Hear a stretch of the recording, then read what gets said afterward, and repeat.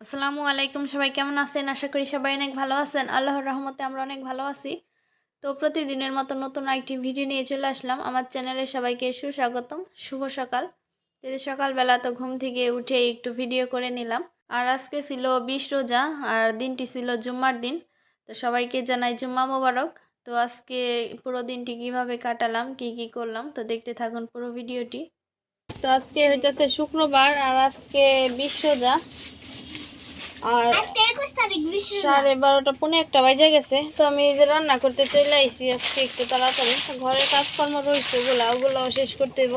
তো ভাবলাম যে কোটাকাটি করে নিই। আর এখানে যে আলু সিদ্ধ দিছি, তো আলু সিদ্ধ দিছি, হইতেছে যে আলুর চপ বানাবো। সাজিদ হইতেছে আলুর চপ পছন্দ করে, আর মরিয়ম হইতেছে বেগুনি পছন্দ করে। তো এখানে যে বেগুন কেটে নিছি, বেগুনি বানাবো। আর এখানে যে পেঁয়াজ কাটছি, অল্প কিছু আরও কাটবো। আর এখানে যে নলা মাছ হইতেছে রসুন মরিচ দিয়ে রান্না করব। ওই যে মরিয়ম হইতেছে এখানে, ওই যে রসুন, মানে রসুনের খোসা পরিষ্কার করতেছে, ওই যে এখানে রাখতেছে। তো আমি এগুলা মানে কাজকর্ম শেষ করি তাড়াতাড়ি। তো আজকে হইতেছে আবার একটু বাবার বাড়ির ওইদিকে যাব, মানে বাবার বাড়ি যাব না, এই কাছেই যাবো। এই যে ভাবিকে আর কি রসুন মরিচ দিয়ে মাছ রান্না করব, তো তাই দিতে। তো বাবার বাড়ি কিন্তু দূরেই। তো মা আবার ফোন দিছিল, মানে যে ওই সাজিদের জন্য তরমুজ কিনছে আব্বা। তো তরমুজ মা বলতেছিল যে বাড়িতে আসতে পারবো না, বলছিল যে একটু এগিয়ে যাইতে, তারপর হইতেছে তরমুজ দিব। তো ভাবলাম যে এই যে ভাবিও কোনো কিছু খাইতে পারে না, সে হচ্ছে প্রেগনেন্ট। তো এই কারণে ভাবলাম যে রসুন মরিচ দিয়ে মাছ রান্না করি। তো এখানে যে রসুন মরিচ দিয়ে হইতেছে মাছ রান্না করব।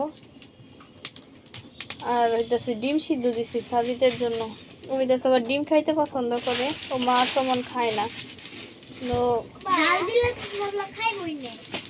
এই যে ডাল রান্না করছিলাম, এই 2 দিন পর্যন্ত ডাল দিয়ে আচার দিয়ে ভাত খাইছে। ও ও ডিম ভাজাও খাইতে চায় না, ডিম সিদ্ধটা পছন্দ করে।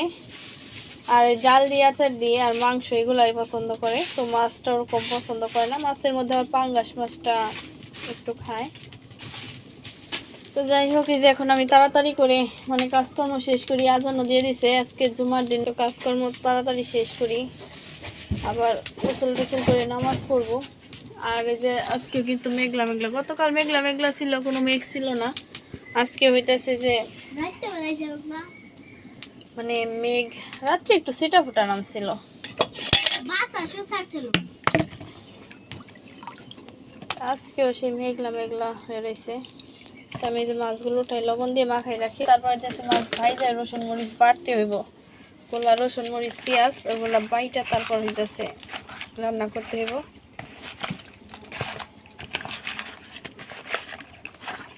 আমার কোটা হয়ে গেল, আর আলু ওটা প্রায় সিদ্ধ হয়ে গেছে।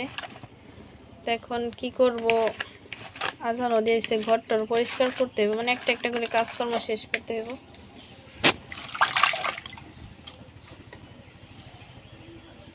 যে রান্না বান্না শেষ হয়ে গেছিল, তারপর হইতাছে আসরের নামাজও পড়ে নিছি। তারপর মা ফোন দিছিল যে আমাকে একটু এগিয়ে যাইতে।